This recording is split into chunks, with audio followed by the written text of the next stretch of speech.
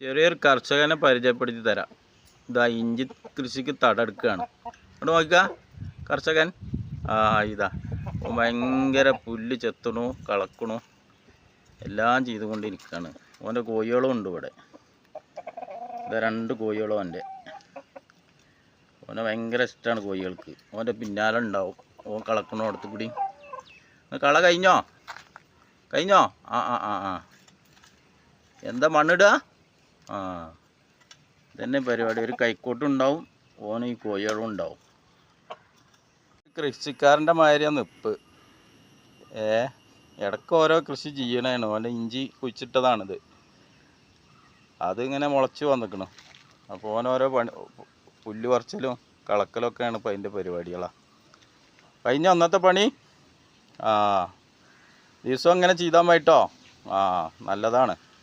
കുട്ടികളെ അങ്ങനത്തെ ഒക്കെ ചെയ്യണ്ട കേട്ടോ.